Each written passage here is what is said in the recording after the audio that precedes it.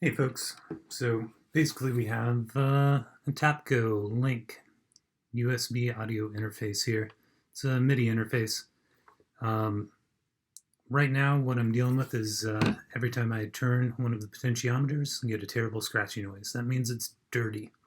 So I'm going to go through and see if I can take it apart and clean it. Um, it's older. It wasn't very expensive when it was originally purchased, but it works great. It's all I need for my home recording needs. So I'm going to go through and see if I can take care of that scratchiness, maybe get some more good life out of it. From the looks of it, it appears that it wasn't really intended to be taken apart, um, but that hasn't stopped me from taking many things apart and fixing them in the past. So I'm going to go through and see if I can figure out how to pull this sucker apart. Looking around, trying to find where some hidden screws might be. I don't feel any holes right there. It obviously doesn't feel like it wants to split apart. I feel enough resistance that I know it's held together by screws. So my next suspicion is that it's hidden under one of these adhesive rubber pads here. So I'm going to start pulling that up, I think. A couple screws back here on these jacks, but I'm sure those just hold those in, and if I were to take those screws out, I bet these would just fall into the unit and cause trouble.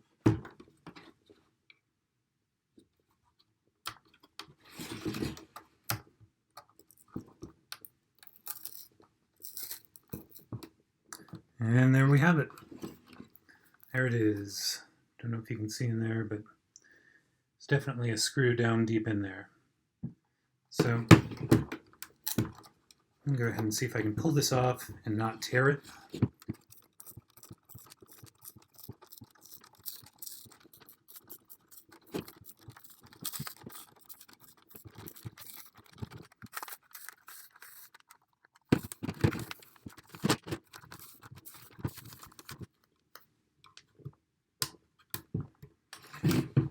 Great, so got it off. Tore one little piece, but I bet I can line that up and just re-glue it when I'm done. This is actually pretty tacky, so I'm going to try to just stick it back on there when I'm done. And obviously, you can see this, and I'm sure I don't need to tell you, but I have unplugged it. I would always strongly recommend you unplug things before you take them apart.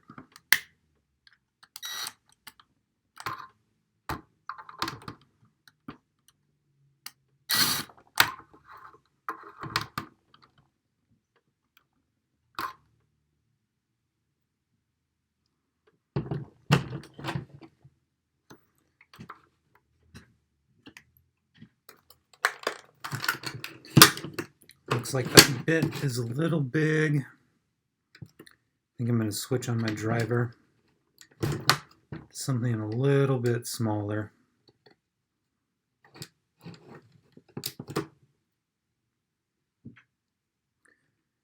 Phillips head screws are very important to get the right size. Get a tight fit with as little movement as possible. Phillips heads are very easy to strip out, and once you've done that, you're in a world of pain.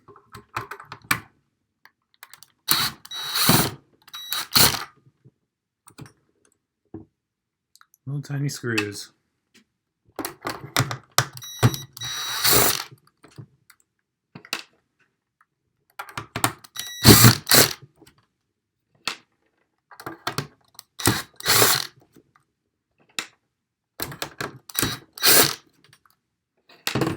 All right.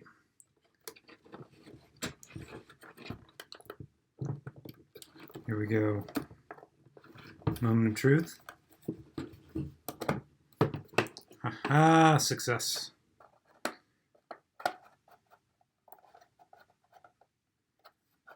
Feel a little resistance.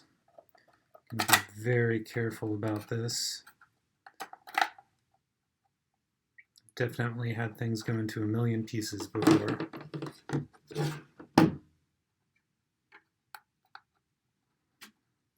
So let's see what we got here.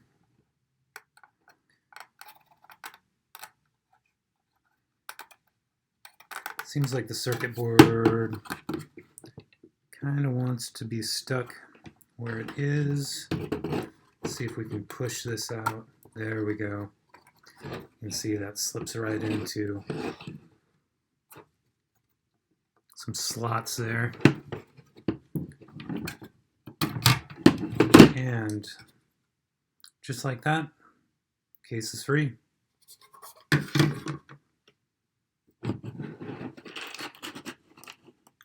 Put my screws right in here, safekeeping. And here's our lovely component, all disassembled. And we can see these tiny little potentiometers in here. We're the source of the trouble. I also have good access to all the connection points inside here for the jacks that I can now spray with deoxit from every angle and really get them hit, try and clean them out. One thing that worries me a little bit is that I can't quite see any open space to spray my cleaner inside these potentiometers. Normally when you're cleaning guitar potentiometers, you can see a little raker moving around when you disassemble the guitar face on an electric guitar. And you can get right in there and spray it right where it needs to be. For this, we're going to have to do some exploring. And hopefully not break it.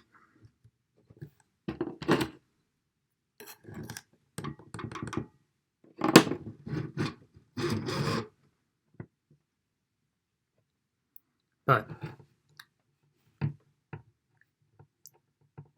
if you're actually able to hit the money spot, you'll know it's in there because moving the dial will become much easier.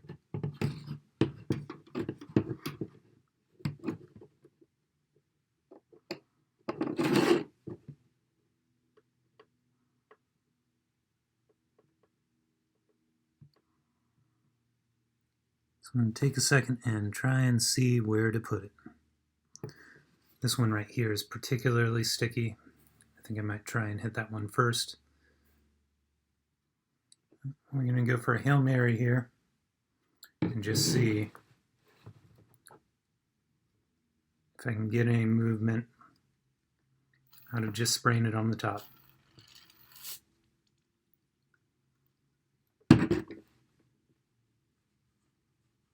Oh yeah, and there it is. You can feel it free up instantly. And I'm just going to exercise that dial back and forth a bit to make sure that I cycle that deoxit all the way around. Deoxit not only cuts through oxidation and cleans the electrical contact, but it also adds kind of a bit of a oily protective coating to prevent future oxidation. So I'm going to go through and do that for each remaining potentiometer on here.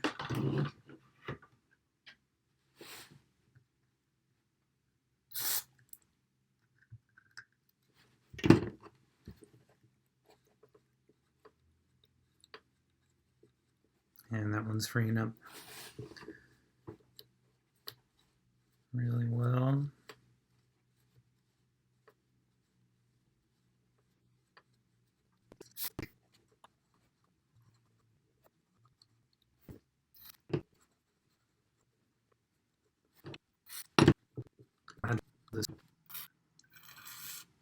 And according to the Deoxit website and a number of guitar forums that I've visited, everyone says that the Deoxit is completely plastic safe Don't have to worry about getting it on other components. It's intended for this kind of work.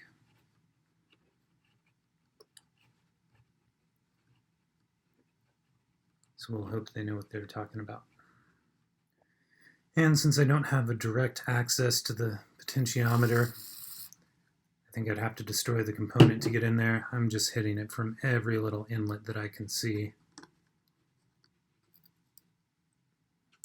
Some little slits on the side there that I'm trying to get it in.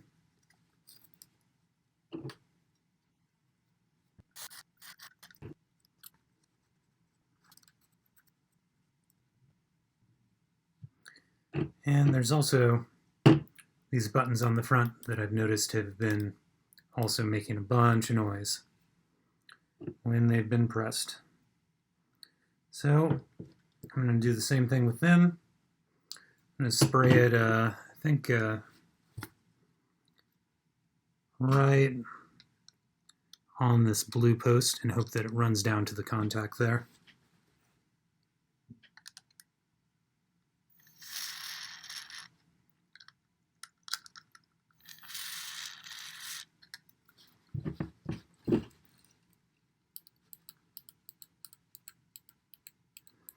And I can see it bubbling out of the end there. So, and now to hit all of the jacks.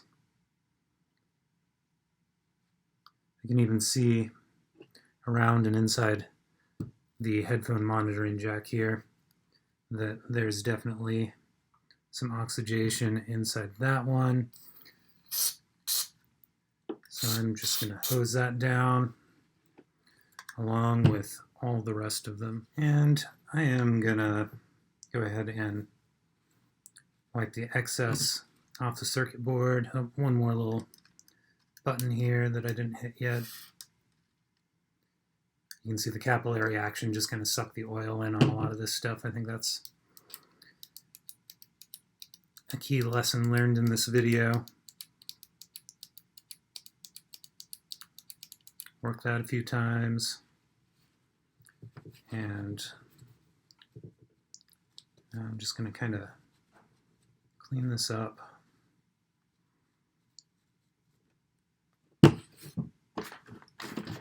Some Q-tips here that will help in some of these nooks and crannies. Probably also run it down the inputs. You can see some gunk that came out of there.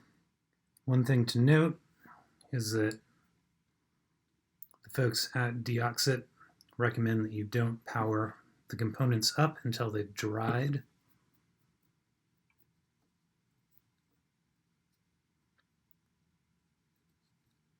But I don't have that kind of patience.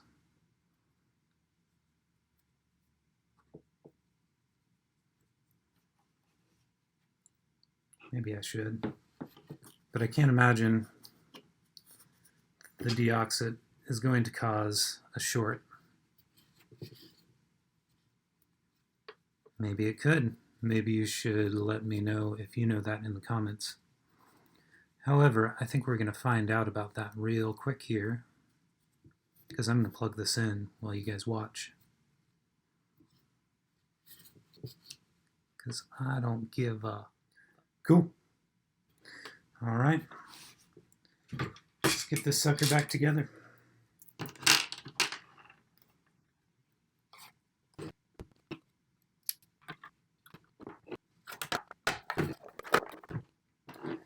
And when I go back through to reassemble this, I usually do it by hand when I'm working with plastic components rather than using my driver, because it's really easy to strip out the plastic holes with too much force.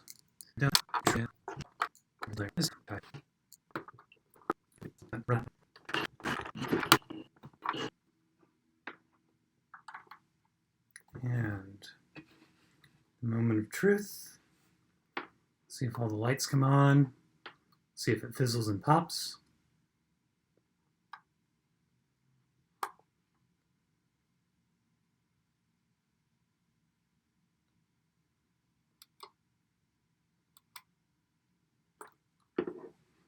No smoke, no explosions.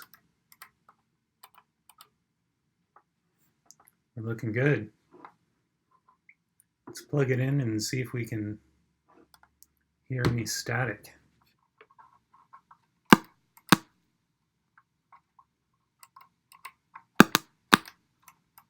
A little bit of pop on that one.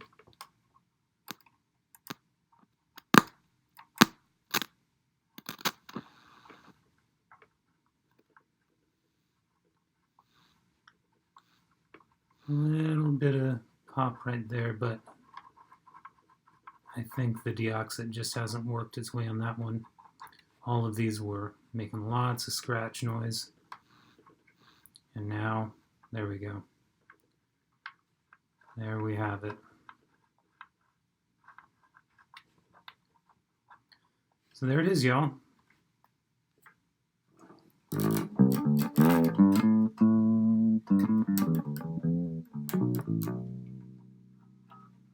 One fixed audio device for free, and a $10, $14 can of deoxit that'll probably last me years. So, hope you enjoyed this video.